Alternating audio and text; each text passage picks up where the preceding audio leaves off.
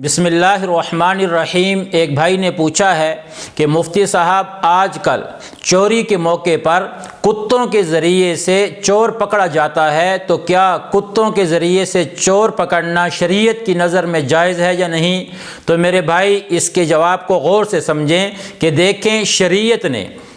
کسی کے اوپر جرم ثابت کرنے کے دو ہی طریقے رکھے ہیں۔ نمبر ایک، یا تو مجرم خود اس چیز کا اعتراف کرے کہ میں نے یہ جرم کیا ہے، چاہے چوری کی ہے، قتل کیا ہے، ڈاکہ ڈالا ہے، کوئی بھی ایسا جرم ہے، تو سب سے پہلے مجرم اس کا اگر خود اعتراف کر لیتا ہے تو پھر یہ معتبر سمجھا جائے گا اور اس چیز کے مطابق اس کو سزا دی جائے گی۔ نمبر دو، اس کے اوپر شرعی گواہ آ جائیں، یعنی اگر کوئی گواہی دینے والا آ جائے کہ میں نے اپنی آنکھوں سے، دو مرد یا ایک مرد اور دو عورتیں یہ گواہی دے دیں کہ میں نے اپنی آنکھوں سے اس آدمی کو چوری کرتے دیکھا ہے یا فلانا کام کرتے دیکھا ہے، اور آئینی شاہدین ہوں، اس واقعے کو اپنی آنکھوں سے براہ راست دیکھنے والے ہوں، تو پھر شریعت اس کا اعتبار کرتی ہے۔ اس کے علاوہ کسی ایسے ذرائع کو استعمال کرنا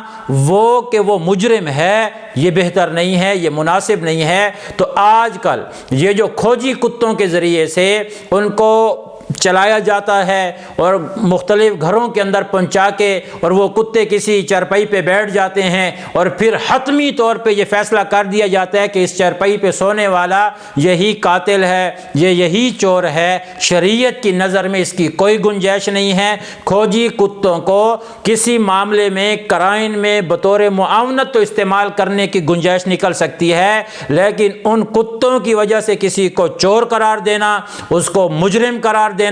ان کو ہی یہی کہنا کہ یہی واقعی ہے، تو یہ شریعت اس کا اعتبار نہیں کرتی۔ یا تو وہ مجرم خود اقرار کرے یا اس کے اوپر شرعی گواہ پیش کیے جائیں، پھر تو ٹھیک ہے۔ اس کے علاوہ ان ذرائع کے ذریعے سے حتمی فیصلہ کر دینا کہ یہ چور ہے، یہ شریعت اس کو قابل قبول نہیں سمجھتی۔ اللہ نہ